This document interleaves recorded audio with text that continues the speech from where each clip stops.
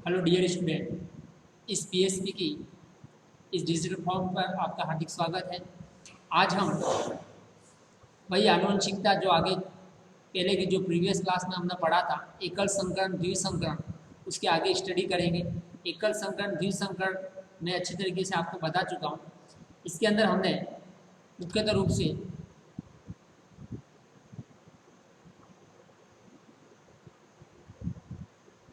द्विसंकरण का है वह फिनोटाइप और जीनोटाइप रेशो है वो पढ़ा था।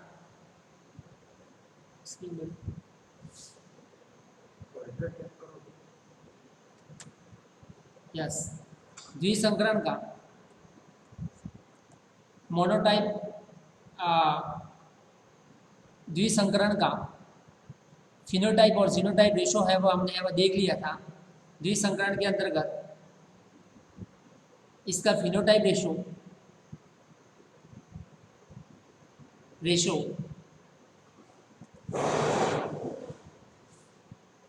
9:3:3:1 था, जबकि इसका जीनोटाइप रेशो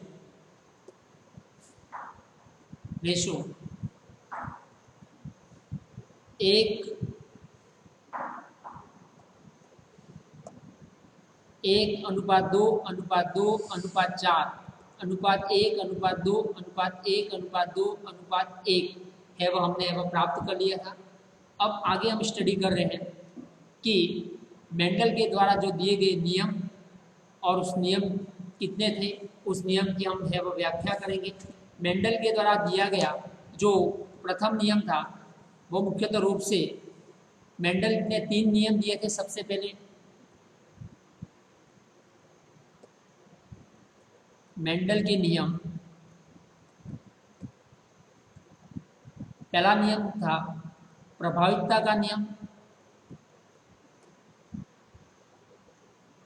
का नियम, दूसरा पृथक्करण का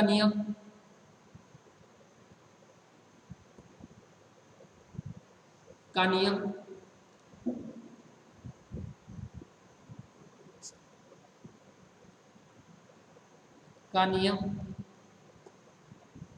या इसे कहेंगे हम युग्मकों की शुद्धता का नियम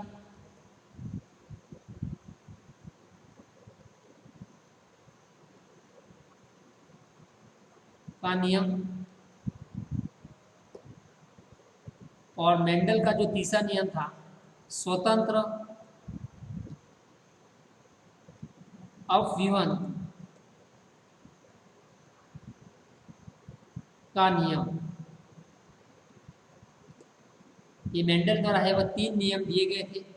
पहला प्रभाविकता का नियम, पृथक्करण का नियम और तीसरे नंबर का था युग्मकों की शुद्धता का नियम।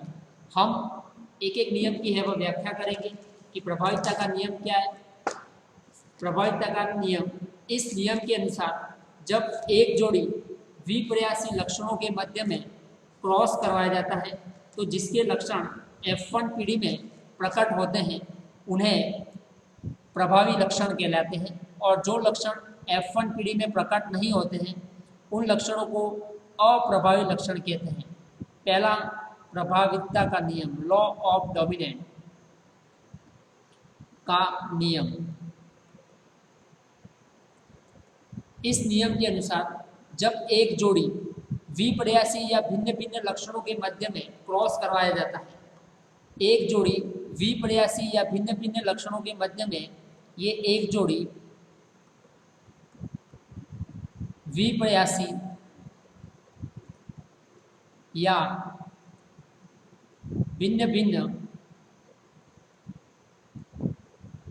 लक्षणों के मध्य में क्रॉस किया जाता है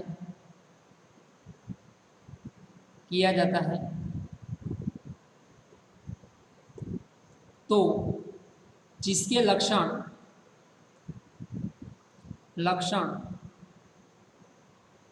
F1 पीढ़ी में प्रकट होते हैं उन लक्षणों को प्रभावी, और जिनके लक्षण प्रकट नहीं होते हैं उन्हें अप्रभावी लक्षण कहते हैं। इस प्रकार F1 पीढ़ी में लक्षणों का जो प्रकट होना ही प्रभावितता का नियम कहलाता है। F1 पीढ़ी में लक्षणों का प्रकट होना ही है वह प्रभावितता का कहलाता है। हम जैसे देखते हैं कि कैपिटल टी स्मॉल टी इन दोनों के बीच में क्रॉस किया तो हमने F1 पीढ़ी में है वह इस प्रकार के लक्षण कैपिटल टी स्मॉल टी है वह लक्षण प्राप्त किए। यही करेक्टर आगे जाकर हम है वह F2 जनरेशन है वह प्राप्त करते हैं। तो जो लक्षण F1 पीढ़ी में प्रकट होते हैं उन करेक्टर को प्रभावी और जो प्रकट नहीं होते उन्हें अप्रभावी लक्षण है वह कहते हैं। ये मेंडल का पहला नियम था। इस नियम के बहुत सारे अपवाद बताए गए, लेकिन अपवादों की जो चर्चा हम बाद में करेंगे। मेंडल का जो दूसरा नियम है युग्मकों की शुद्धता का नियम, की शुद्धता का नियम, या इसे अपन पृथक्करण का नियम कहते हैं।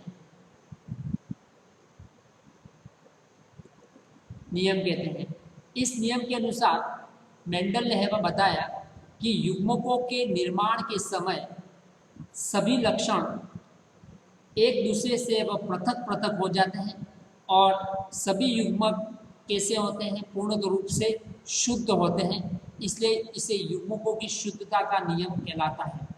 इस नियम के अनुसार मेंडल ने बताया कि F1 पीढ़ी जो कैपिटल टी और स्मॉल टी पौधे में टी प्रभावी गुणों को दर्शाता है, जबकि स्मॉल टी अप्रभावी लक्षणों को बताता है, यानी इसके लक्षण है वो प्रकट नहीं होते हैं। मेंडल का जो पहला नियम था प्रभावितता का, उस प्रभावितता के अंतर्गत हमने F1 पीढ़ी में कैपिटल टी स्मॉल टी प्राप्त किया था। कैपिटल टी प्रभावी गुणों को जबकि स्मॉल टी अप्रभावी गुणों को दर्शाता है। बोनेपन के गुण का पता लगाने के लिए F1 पीढ़ी में विषम युग्मजीय पादपों में स्वपरागण की क्रिया के द्वारा बीजों को प्राप्त कर F2 पीढ़ी है वह प्राप्त की। इससे है वह हमने कौन सी पीढ़ी प्राप्त की थी, है वह कैपिटल टी स्मॉल टी से हमने कौन सी पीढ़ी प्राप्त की थी, F2 पीढ़ी है वह मुख्यतः रूप से है वह प्राप्त की थी। जैसे मैं बताऊं कि हमने प्राप्त किया था कैपिटल टी स्मॉल टी, उससे हमने है वह कैपिटल टी स्मॉल टी, ये हमने F1 पीढ़ी प्राप्त की थी।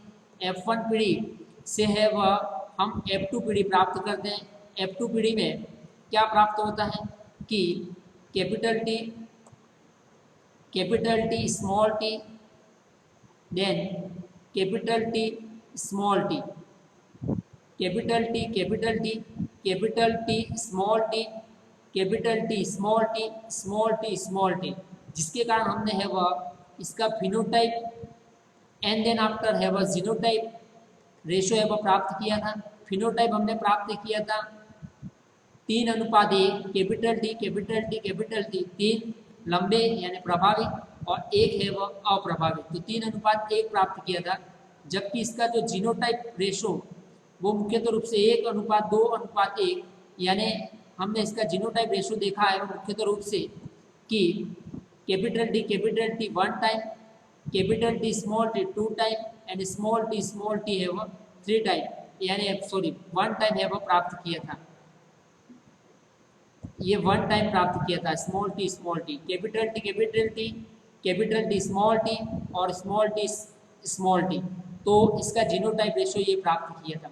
तो F1 पीढ़ी से ही हम है वह F2 पीढ़ी प्राप्त करते हैं, जिसके कारण है वह सभी लक्षण एक दूसरे से पृथक हो जाते हैं और युग्मक है वह पूर्णतः रूप से कैसे होते हैं, शुद्ध होते हैं। इससे इसे वह युग्मकों की है वह शुद्धता का नियम है वह बताया गया। अब मेंडल का जो तीसरा नियम है उसकी हम चर्चा करेंगे। मेंडल का जो तीसरा नियम है वह स्वतंत्र अपव्यूहन का नियम कहलाता है। इस नियम के अनुसार मुख्यतः रूप से देखा गया कि सभी लक्षणों की वंशांक गति मुख्यतः रूप से स्वतंत्र रूप से होती है और पृथक गुण है वह प्राप्त है वह किए जा सकते हैं। इस नियम के अनुसार बताया गया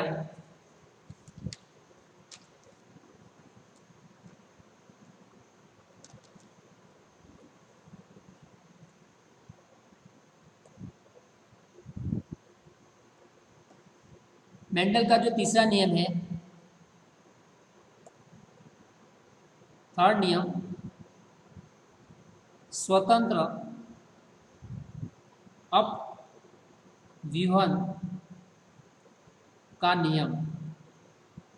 फर्स्ट नियम था लॉ ऑफ डोमिनेंट, सेकेंड नियम था लॉ ऑफ सेग्रेशन और थर्ड नियम था लॉ ऑफ इंडिपेंडेंट असॉर्टमेंट। इस नियम के अनुसार देखा गया कि जब दो जोड़ी द्विप्रयासी, ये दोनों नियम है वो एक जोड़ी पे आधारित थे, यानी मेंडल के पहले और दूसरे नियम पे आधारित थे, एकल संकरण पर आधारित थे, ये मोनोहाइब्रिड पे आधारित थे।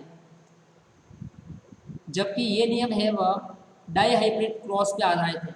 जब दो जोड़ी द्विप्रयासी लक्षणों के मध्य में क्रॉस करवाया जाता है तो सभी लक्षणों की वंशांक गति है वह मुख्यतः रूप से स्वतंत्र रूप से होती है और एक लक्षण की वंशांक गति का दूसरे लक्षण की वंशांक गति पर कोई प्रभाव है वह नहीं पड़ता है।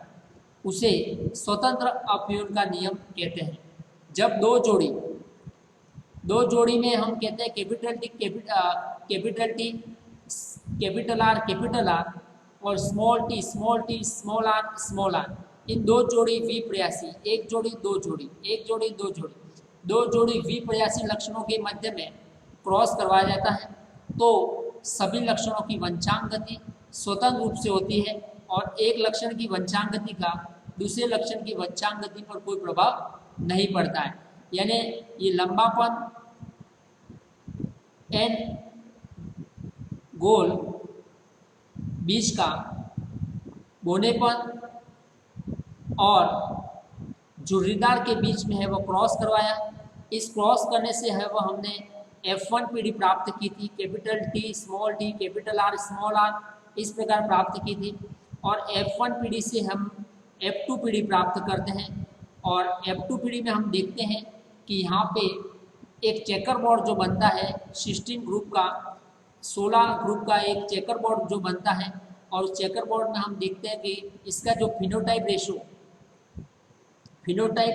एंड जीनोटाइप रेशो हम प्राप्त करते हैं। फिनोटाइप रेशो 9:3:3:1 प्राप्त किया जाता है, जबकि इसका जीनोटाइप यानी जीन प्ररूपानुपात 1:2:2:4 1:2:1:2:1 यानी ये 9 ये 3 और 1 16 बॉक्स का एक चेकर बोर्ड है वह प्राप्त किया जाता है।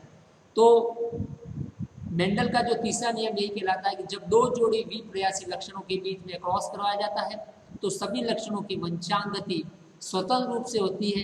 एक लक्षण की वंशांक गति का दूसरे लक्षण की वंशांक गति पर कोई प्रभाव नहीं पड़ता है। सभी युग्मक एक दूसरे से स्वतंत्र रूप से वह अपने लक्षणों की वंशांक गति करते हैं।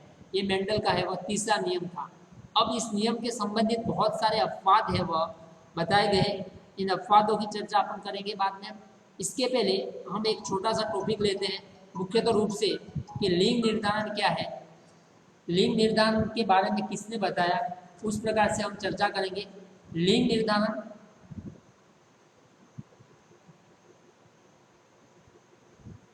सेक्स डिटर्मिनेशन,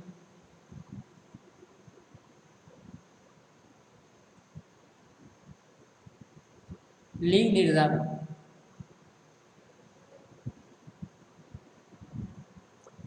लिंग निर्धारण क्या है, लिंग निर्धारण के बारे में किसने बताया। तो लिंग निर्धारण की जो प्रक्रिया है वह मुख्यतः रूप से है वह 1819 में लिंग निर्धारण के बारे में हेकिंग नामक वैज्ञानिक ने बताया था। 1819 में हेकिंग नामक साइंटिस्ट था, उसने लिंग निर्धारण के बारे में है वह मुख्यतः रूप से है वह बताया था। जीवों में लिंग निर्धारण दो प्रकार के गुणसूत्र के द्वारा होता है। पहला अलिंग गुणसूत्री और सेकेंड नंबर पे बता रहा हूँ लिंग गुणसूत्री। पहला अलिंग गुणसूत्री,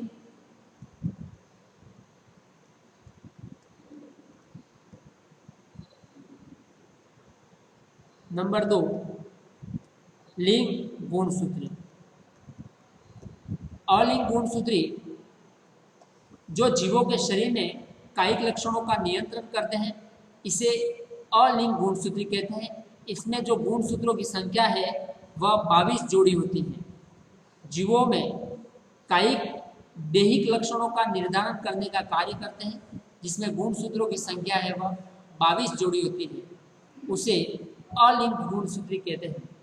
जबकि जीवों में जो लिंग निर्धारण का कार्य करते हैं, इसमें गुणसूत्रों की संख्या मुख्यतः रूप से 23वां जोड़ी गुणसूत्र है वह लिंग निर्धारण का कार्य करता है। मनुष्य में XX और XY गुणसूत्र होते हैं, यानी 23 जोड़ी गुणसूत्र मनुष्य में कुल गुणसूत्रों की संख्या है वह 46 में से 22 जोड़ी गुणसूत्र जो है वह समान होते हैं। 22 जोड़ी गुणसूत्र है वह मनुष्य में जो गुणसूत्रों की संख्या 46 या 23 जोड़ी, जिसमें 22 जोड़ी गुणसूत्र जिनकी संख्या है वह समान होती है।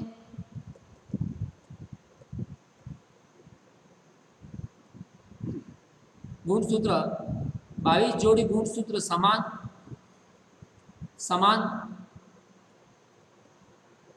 और 23वां जोड़ी गुणसूत्र है वह लिंग निर्धारण का कार्य करेगा कि उत्पन्न होने वाली संतति है वह लड़का होगा या लड़की। यदि XX गुणसूत्र है तो लड़की और XY गुणसूत्र है तो लड़का है वह उत्पन्न होने की संभावना होगी।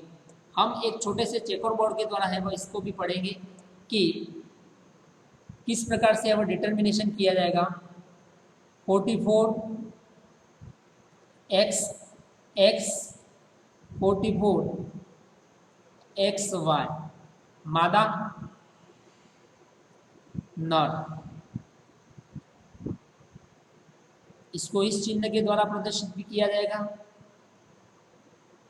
22 plus X 22 plus X 22 plus X 22 plus Y। पहले का क्रॉस तीसरे के साथ 22 और 22 44 प्लस XX, इसका क्रॉस चौथे के साथ 44 plus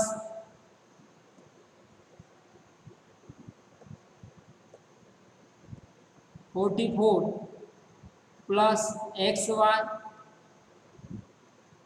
44 plus XX then 44 XY। X है, इट मीन्स शो कर रहा है कि उत्पन्न होने वाली संतति कौन सी है, यहाँ पे लड़की। यहाँ पे उत्पन्न होने वाला संतान कौन होगा, पुत्र यानी लड़का। यहाँ पे वो क्या उत्पन्न होगी, लड़की। और यहाँ पे क्या उत्पन्न होगा, लड़का। तो पुरुष का जो वाय गुणसूत्र है वह मुख्यतः रूप से है वह पुरुष का वाय शुक्राणु है वह लिंग निर्धारण में है वह सहायक होगा। अगर उत्पन्न होने वाली संतति लड़का होगा या लड़की, इसका निर्धारण है वह किया जा सकता है। तो आज की क्लास में हमने मेंडल के नियम और लिंग निर्धारण के बारे में है वह पढ़ा। Okay, thank you.